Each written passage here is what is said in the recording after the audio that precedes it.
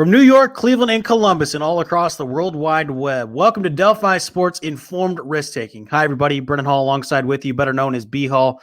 Coming to you live from Columbus, Ohio. We appreciate you tuning in for the first of its kind video podcast for Delphi Sports, revolving around the world of sports betting. But first and foremost on this show, we do not gamble. We simply provide you the insight to take the best informed risks. So you can follow along for everything. Delphi Sports on Twitter, at Delphi Sports. You also can subscribe to our YouTube channel, again, at Delphi Sports.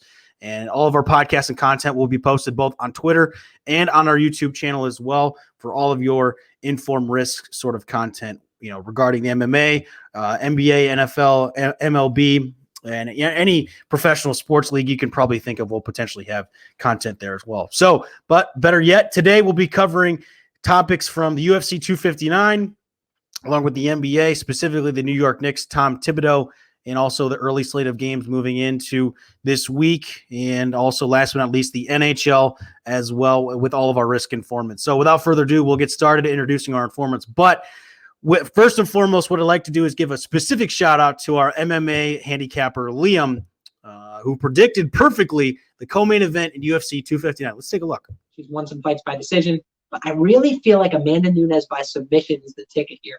And I say that because Megan Anderson's very exploitable on the ground. Again, you made that perfectly of your crystal ball too. So, you know, let's dive right into UFC 259.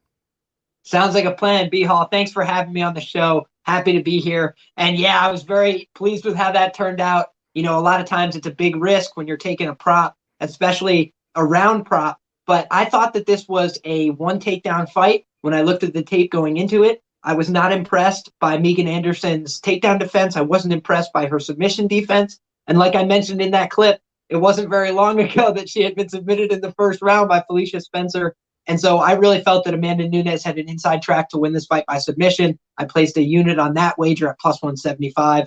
And I thought that Amanda Nunes had a really good opportunity to do it on her first takedown in the very first round. That's exactly what we saw. So I'm always pleased when I'm able to cash a big bet like that. The odds were plus 450 on Amanda Nunes to win by submission in the first round. And being able to hit that for 6.25 units profit, paying for my night of betting, always love when that happens. Well, I mean, when you do it perfectly and it happens, you know, you dial back the clock and you didn't even know what it was actually going to happen, but you literally called it and spoke it into existence and it happened that way. I mean, that's pretty special. Hey, we'll take it when we can get it because it doesn't happen for every fight and for every outcome, but we're looking for lines that have value on them. And that's how I was approaching that. I thought that there was a lot of value on Amanda by submission, and I was glad we were able to take advantage. We were also able to take advantage earlier in the night from the prelims. Sean Brady was able to beat Jake Matthews, had 3.1 units on that at minus 200. Felt pretty good about Sean Brady's grappling going into this matchup. Thought that a lot of other analysts were underlooking his grappling ability. A lot of people in the lead up to this fight talked about Jake Matthews was going to be able to hang with him on the ground. They're both black belts, but I think that there's levels to the jiu-jitsu game, even among the black belt community. I really like Sean Brady. I think he's an interesting prospect for the 170-pound division moving forward. And so I was happy to cash on him. And I was also able to cash on Aleksander Rakic at light heavyweight. He beat Thiago Santos. I thought he was going to. I went against the public on this one, which is never a bad idea in the gambling space. And I thought that, minus 150 was a really solid price on Aleksander Rakic in that spot. I was able to put 3 units on it, return myself 2 units of profit. And he opened on the line at minus 250, I believe. And the public bet him down to minus 150. I didn't see it. I didn't believe it. I bet it the other way. And I thought that even if it was a range kickboxing match like it turned out to be, Aleksander Rakic had the tools and the abilities to win that fight with Thiago Santos, especially at Thiago Santos' current age, 38 years old. I thought that Rakic, as the younger, fresher fighter, would have an inside track. And so I was thankful to be able to cash those money line wagers as well. And then I know another guy that you were kind of high on as well was Israel Adesanya. You know, unfortunately fell to the hands of Jan Blachowicz and unanimous decision too, obviously.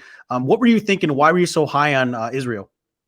Well, I think that there was a few things at play in this fight. I thought that Israel was going to be faster. I think that was borne out. I thought that Israel was going to have a little bit sharper and more varied tools on the feet. And I think largely that was true, but I thought Jan Blachowicz was able to hold his own and do very well with a, sort of meat and potatoes approach to the striking. I thought he did a lot of leg kicking.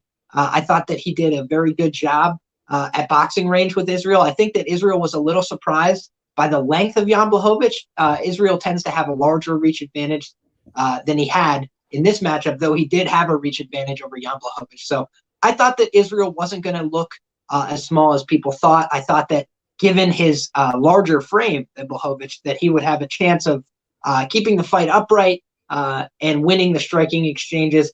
I thought that it was more competitive on the feet than I expected.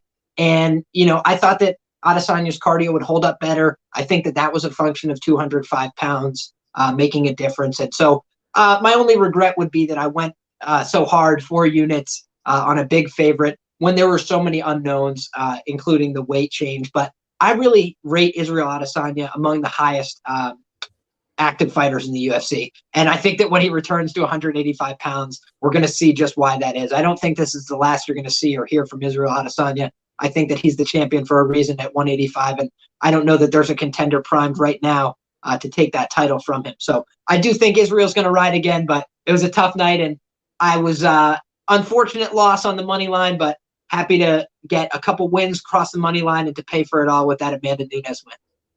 Right. I mean, you literally, like we talked about before, spoke it into existence, and shall be shed, shall be done. If that's even correct, I don't even know. But regardless, then obviously you want to talk about a couple other ones as well. We covered 3 out of the 5 fights too. We obviously had Cruz and Kenny, and then Makhachev and Dober.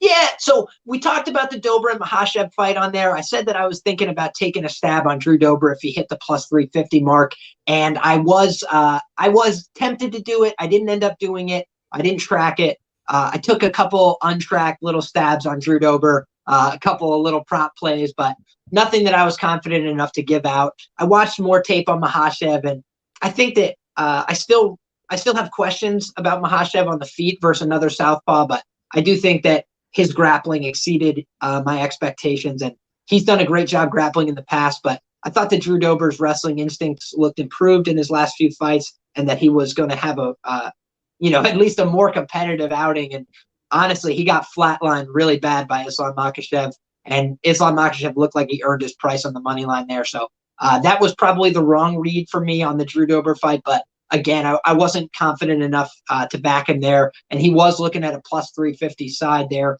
I just think that Makhachev in the end looked like he earned that price.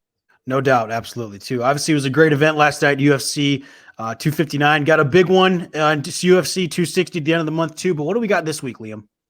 Absolutely. So coming up next week is a short notice replacement for Khamzat Chimaev, the surging star out of Dagestan, Russia. So instead, we've got Bilal Muhammad filling in. He's going to be taking on Leon Edwards. That's a welterweight, 170-pound main event, and it should be a great fight. My early lean would be towards Leon Edwards, but haven't dived into the tape on that fight yet. So I'm going to withhold my full judgment, my leans, my predictions, everything for some of the Liam Picks fight shows that are coming out later this week. But also, guys, check back in to Informed Risk Taking on Thursday, where I'm going to share some of my action for the upcoming card.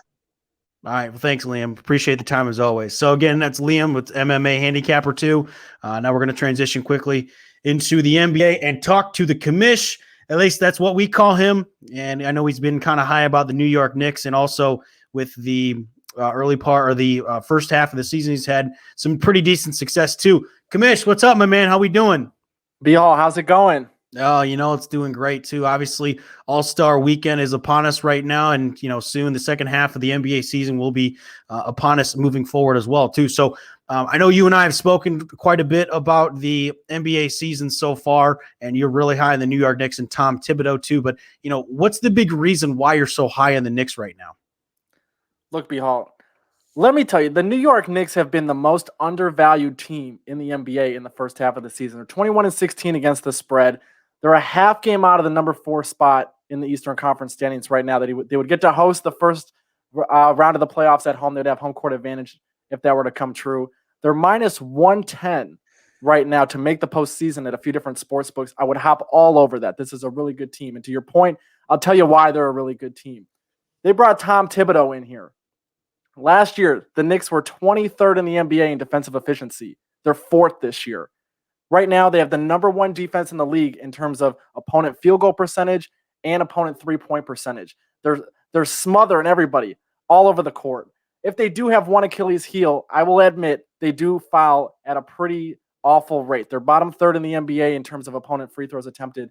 But this is a really good team, man. Tom Thibodeau has turned these guys into a defensive fortress. They're 23-14 to the under. If you need any more evidence that this team is a legitimate defensive team, I mean, I don't know what else to tell you, quite honestly.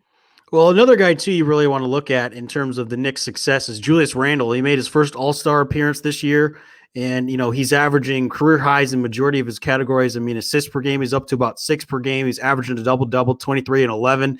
And then, obviously, he's shooting almost near 50% from the field, too. But, I mean, another guy that also has had to do with a lot of the Knicks' success, too, Derrick Rose. What can you tell me how the Knicks have been since Derrick Rose was grabbed over from the Detroit Pistons about a month ago? Well, let me go to the Derrick Rose point first for you, B-Hall. Underrated trade. Happened Super Bowl weekend. Not a whole lot of media fanfare around it. But I'll tell you what, Derrick Rose has made a tremendous difference to this team. Since they got him, he's been in the lineup for 10 games. The first one, he only played about 20 minutes. The last 9 games he's been in the lineup, the Knicks are 7-2. They're averaging 112 points a game. Their point differential in this span is plus 7.8. The only team for the season that has a better point differential is the Utah Jazz.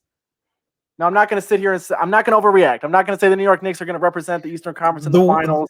The way that you're raising your voice, though, seems like you're kind of getting that a little bit, too. So I may have to bring you back down to earth because I'm not going to have you die on this hill because you are talking about the New York Knicks, who historically, again, mecca of basketball. But hopefully they can obviously live up to that this year. But continue. Look, I'm with you, B-Hall. This is the latest in the season the New York Knicks have been above 500 since 2012. You remember what happened in 2012? That was Carmelo Anthony. That was Amari Stoudemire, Tyson Chandler. Some of these guys are out of the league right now. J.R. Smith was on that team. I mean, it has been a minute since the New York Knicks have been relevant. Yeah, almost 10 years. It's been almost 10 years, but I will tell you, I will go on this show right now and say the New York Knicks will make the postseason this year. I mean, they've just been their defense is unbelievable right now.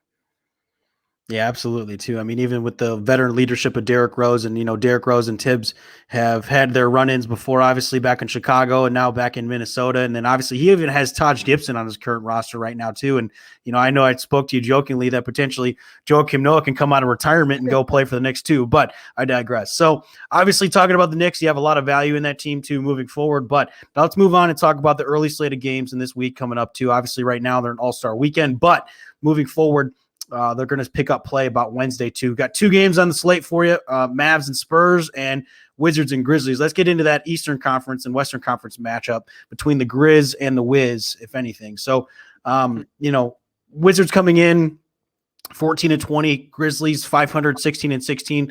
Where do you see value in this ball game?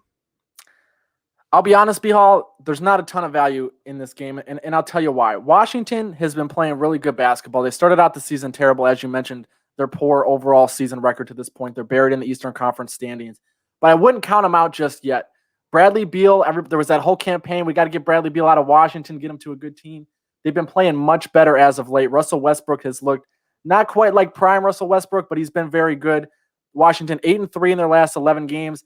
They're not just beating anybody. They've knocked off Denver twice, the Lakers. They beat Portland. They even beat the Clippers heading right into the All-Star break. Now, I will say the reason I don't have much value on this game, at least regarding the spread, these teams just played right before the All-Star break. Memphis beat Washington 125-111.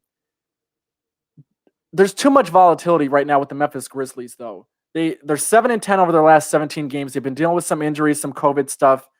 But they've just been too boom or bust for me to have a confident prediction in them. There's 7 wins in that stretch, all by 9 or more points. 9 of those 10 losses, also by 9 or more points. They lost by 31 points to both the New Orleans Pelicans and the Phoenix Suns. They're not playing consistent basketball enough right now for me to warrant putting a pick on them. If there is any value in this game, it could be in the under. Again, 236 was the total in the game that they played right before the All-Star break. I have this game coming up on Wednesday priced at 231 on the total. If the market prices it a little bit high because of their recent game, if it gets close to 240, I would almost definitely jump on the under in that situation, but not a whole lot to love on this first game of the night. Yeah, absolutely, too. So, again, that's on Wednesday. That's going to be Wizards and Grizzlies. One guy I really love in the Grizzlies specifically, I've even loved him out of Murray State, was Ja Morant too. I know he's been hurt majority of the year too. So we'll see what happens in that game between the Wizards and the Grizzlies. Now moving on to that second game, you have the Mavs and the Spurs. Let's talk a little bit more about the Spurs. The Spurs had a really rare year last year because they didn't make the playoffs for the first time in 22 seasons. Last time that happened was when I'm pretty sure Greg Popovich was in his first year of coaching in the NBA back in the mid 90s. But, right now they're, sitting pretty at least at 18 and 14, better off than when they were last year. And then you also have the Dallas Mavericks too, who, have had a little bit of a slump, much like the Wizards. The early part of the season, they've been able to turn it around. They're 2 games above 500 right now at 18 and 16. They got a lot of talent in that game, a lot of talent in that team. And, what can you tell me the state of basketball between these two teams and the Spurs and the Mavericks in the state of Texas? Look, I'll tell you, if you're a Spurs fan, you're going to be happy that the All-Star break came when it did, because there was a lot of guys missing from that lineup due to COVID. It was surprising, honestly, from my point of view, that San Antonio was still able to win 7 of those last 11 going into the break. Like you said, they're still sitting a few games above 500. They're in pretty good shape in a competitive Western Conference. They're a team that's probably going to benefit from having the extra 2 spots this year for the play-in game. They'll probably find themselves in that 9 or 10 spot.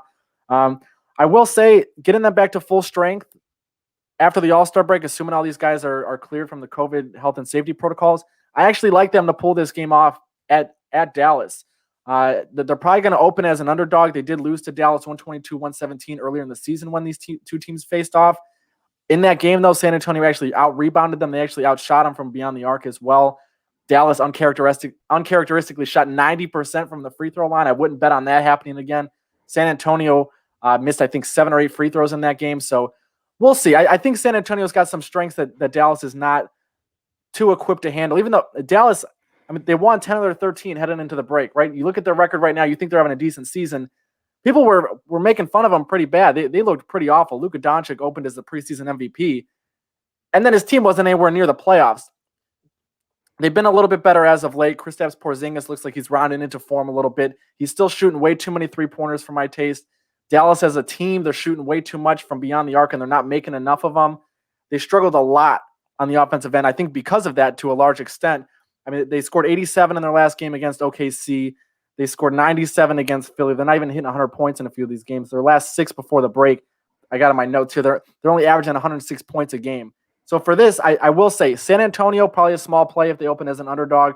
I do think there's probably going to be value on the under again, especially if the market does open with a higher line. I think anything north of 230, you got to jump on the under. Dallas has been struggling offensively. San Antonio is a team that likes to slow down the pace from time to time.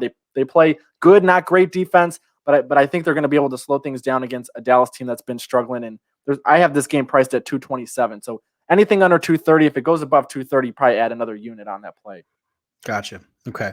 So one last thing I did forget to mention about the New York Knicks before we head out of here too, Nick, is, looking at their upcoming schedule too, I know, again, 5th in the East right now. They're just 1 game over 500. The East is obviously not as competitive as the West too. But one team that obviously is in their division is the Brooklyn Nets. And, earlier I've seen, and even moving forward, Blake Griffin gets his buyout from the Detroit Pistons. He's looking like he's going to go to the Brooklyn Nets.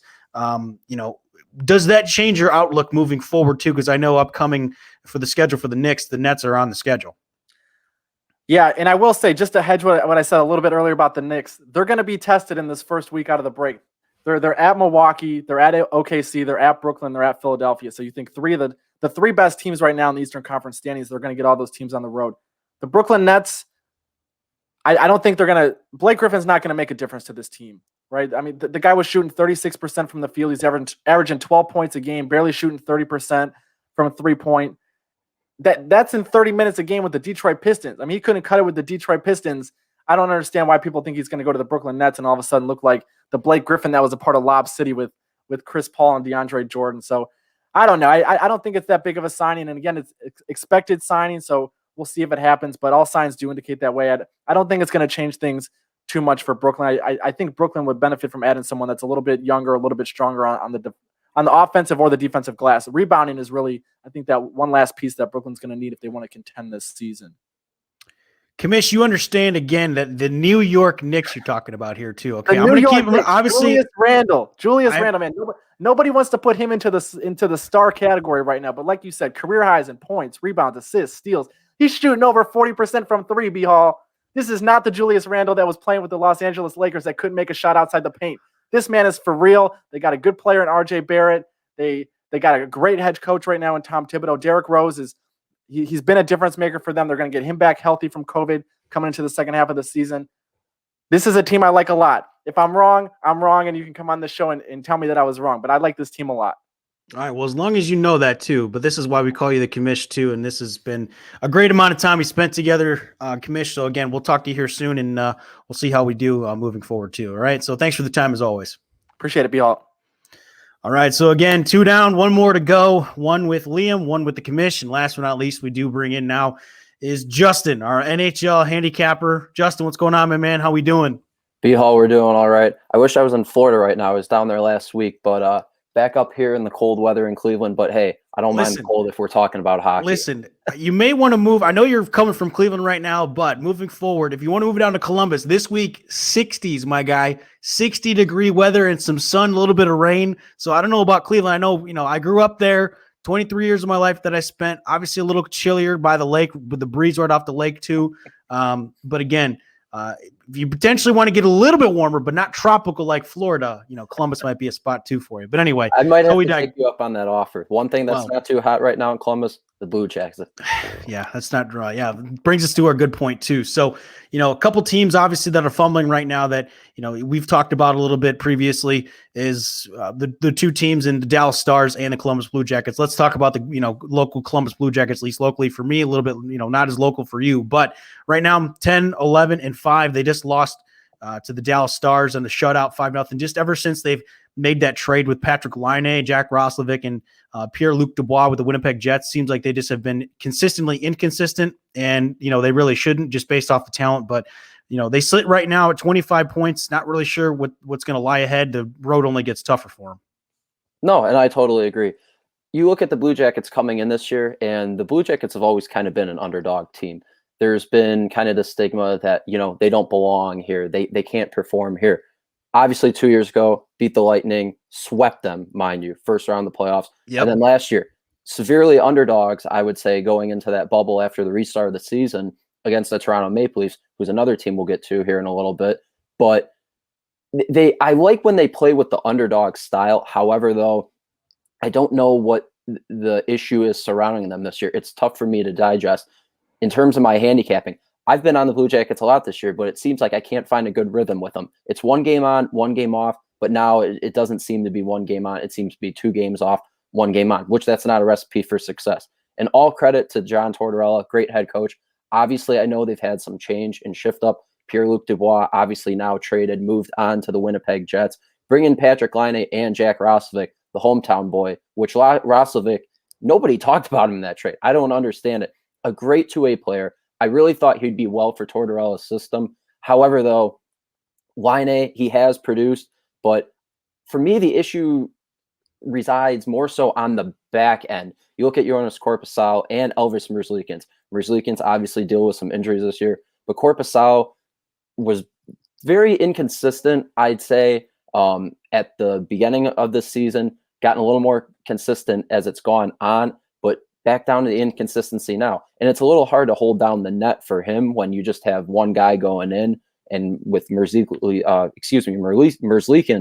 on the, men on the IR right now. But there's problems on the back end too. Zach Werenski, Seth Jones, not producing at that rate they were a year ago. So I've been scratching my head a little bit with the Blue Jackets, but I'm going to put them on the back burner now in terms of putting out any plays on them. And hopefully they can get the issues sorted out here as we move along to finish up the season. Yeah, and obviously another team too that's kind of on the same boat is the Dallas Stars. They haven't played too many games because I think because of COVID. Honestly, eventually they'll catch up to the amount of games that the Blue Jackets have played so far. But I mean, literally from the Stanley Cup final up in the bubble in Canada to they only have 18 points right now. They're 7-8-4 overall, and just not really sure what's going on. Definitely, yeah, that's another team as well. And obviously we had that set this weekend with the Blue Jackets and the Stars.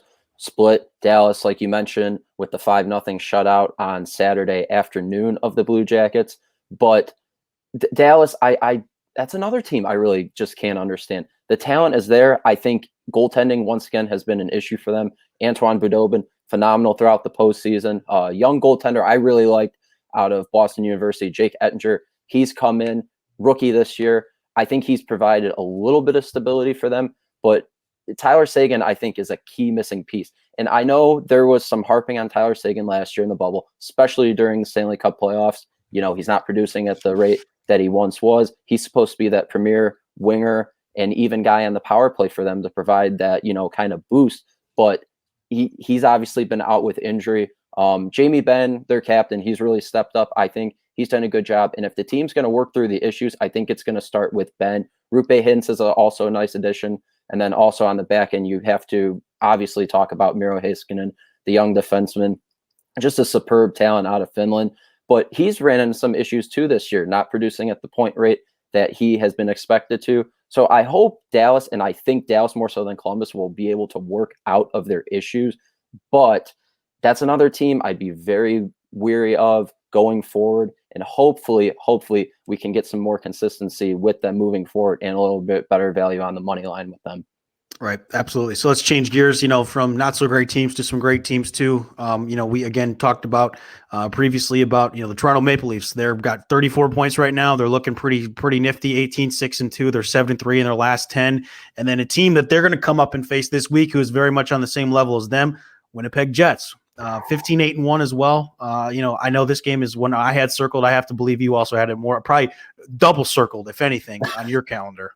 Most definitely, yeah. I mean, the big talk, obviously, this year in the NHL, I would say, has been surrounded around the Toronto Maple Leafs. Last year, as I mentioned, Columbus knocked off Toronto going into that bubble, and Canada erupted. I mean, it was pandemonium. Fire Sheldon Keefe, fire Kyle Dubas. You got to trade one of the big four with Austin Matthews, John Tavares, William Nylander, Mitch Marner, which that's been the big issue I think a lot of people have harped on with them, is allocating half of the salary cap. Once again, half of the $80+ million salary cap to four players. How's it going to work?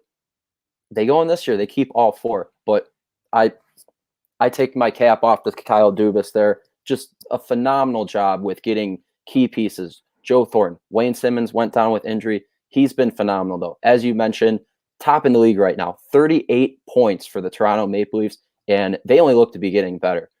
Totally dominated the Edmonton Oilers last week. Over the 3 games, 12-1, including back-to-back shutouts. Totally shut down Connor McDavid, best player in the league, and Leon Draisaitl. Austin Matthews, what more can you say about him? 18 goals. Mitch Marner, 34 points. Freddie Anderson, 12 wins. I really, really like the Maple Leafs and the style of the game that they're playing. However, though, we're going to switch gears here. I really want to emphasize Winnipeg. I don't get why there's not enough conversation around Winnipeg as one of the top teams in the league. Right now for Winnipeg, second in the North Division, which, mind you, I hope they keep the North Division. I love all the Canada teams competing against each other. Just phenomenal action. But the way it should be. 100%. But I don't agree the conversation around Winnipeg. They're an under-the-radar team, I agree, but phenomenal head coach in Paul Maurice. Like Columbus, made the trade, got Pierre-Luc Dubois. He's selling nice with them. He has family connections. His father's part of the Winnipeg Jets organization, working for the Manitoba Moose, their AHL franchise team. But it just – I look at these stats on paper. Mark Scheifele, 33 points, 5th in the league. Connor Hellebuyck won the Vezina Trophy last year, top goalie in the NHL, 11 wins. I don't get why there's not enough conversation around them. I mean, 3.29 goals per game, 8th in the league.